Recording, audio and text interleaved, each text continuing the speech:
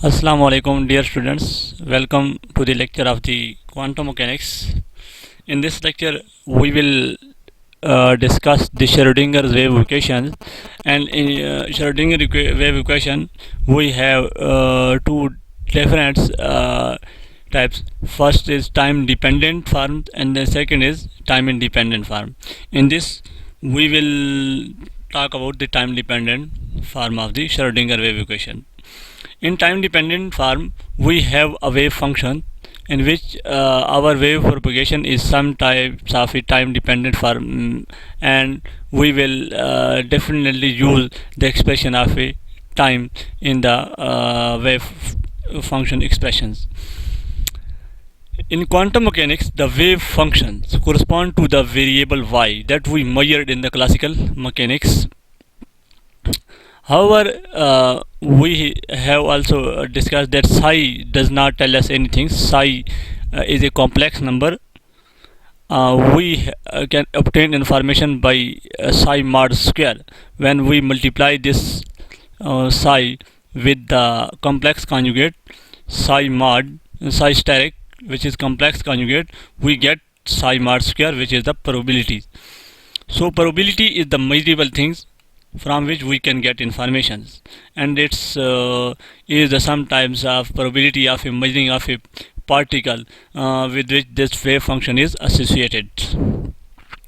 So first we need to write a wave function, then we will extend this towards the Schrodinger's wave equation, and definitely this wave function should have a time dependent form. However, psi, unlike y, is not itself a measurable quantity and may therefore be complex. So psi will be definitely complex. For this reason, we assume that psi for a particle moving freely in the x direction. For example, if we have a particle which is moving in the plus x direction, is specified by psi is equal to a exponential minus iota omega t minus x over v. This minus sign shows that our particle have associated with the waves which is moving along the plus x direction. If this where we have plus sign, it means our particle is moving in along the negative x directions, and definitely we will place this with the plus sign. They say that's replacing omega in above formula by 2 pi mu and mu by lambda v by lambda mu gives psi will be equal to a exponential minus iota will omega will be replaced by 2 pi mu, and this v speed will be replaced by lambda into mu.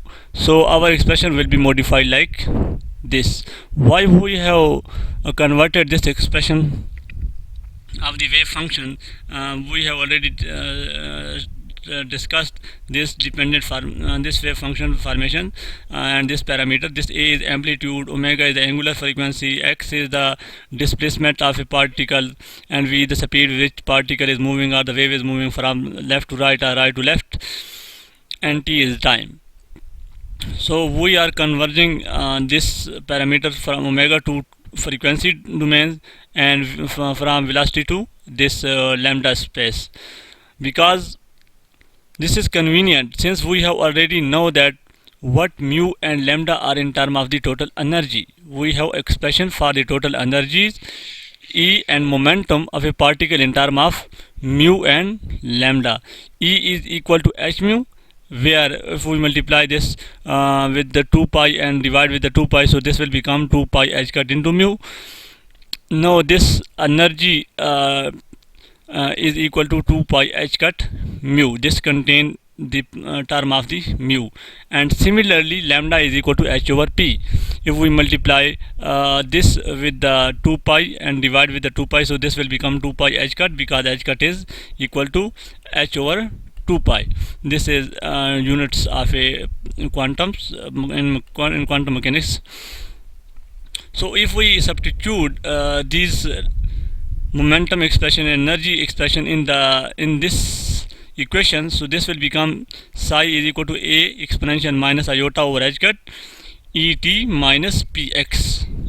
So we have obtained the expression for a wave function in terms of momentum and energy of a particle. If we are given with the particle energies and momentum, so we can write expression for a wave function. Now we operate some operations on this wave functions and rewrite it. First, by differentiating above expression with respect to x twice, we will first differentiate it. First partial psi over partial x, then again we will differentiate it with respect to x, so this will become partial square psi over partial x square. So we will get minus p square over h cut square common, and again this wave function will come out like some time after this psi is eigenfunction.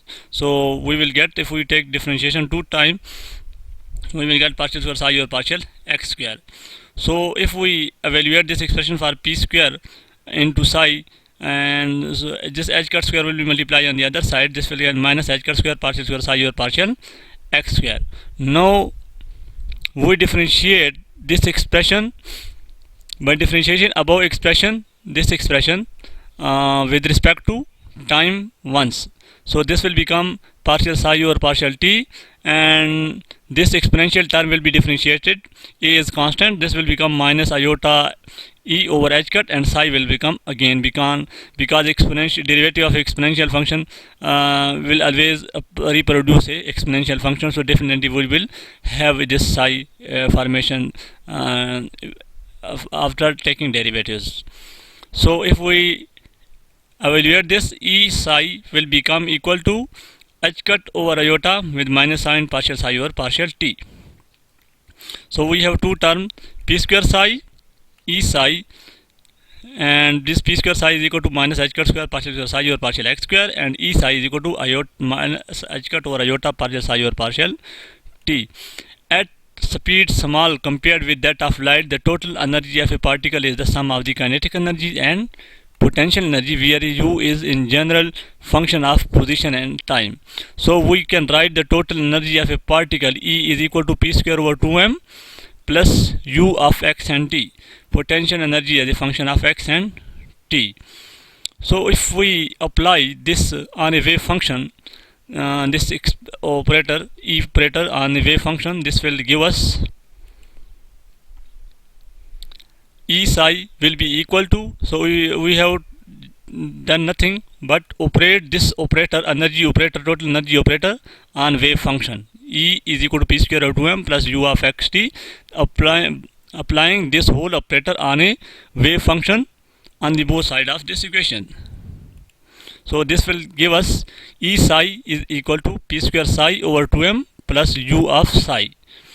Now we have expression for E psi and p square psi.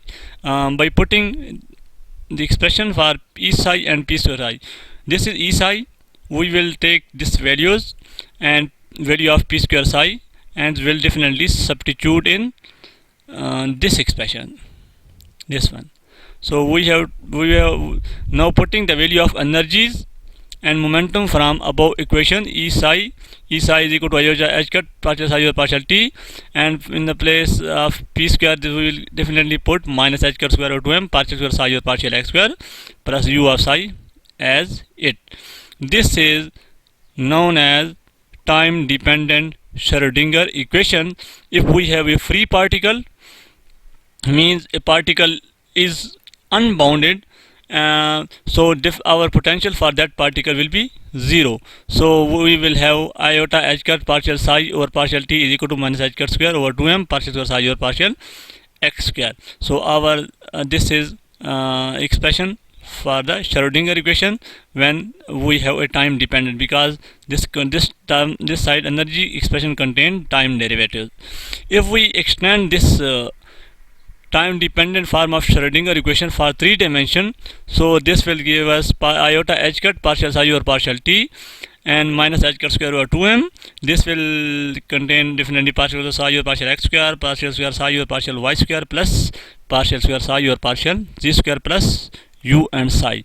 This will contain x, y, z and t if we have time dependence. So this is our Schrodinger equation in 3 dimensions. And at this point I will stop, and further we will apply this equation we have obtained for time dependence. We will apply the linearity physical some system, and we will get some information about the system in quantum mechanics.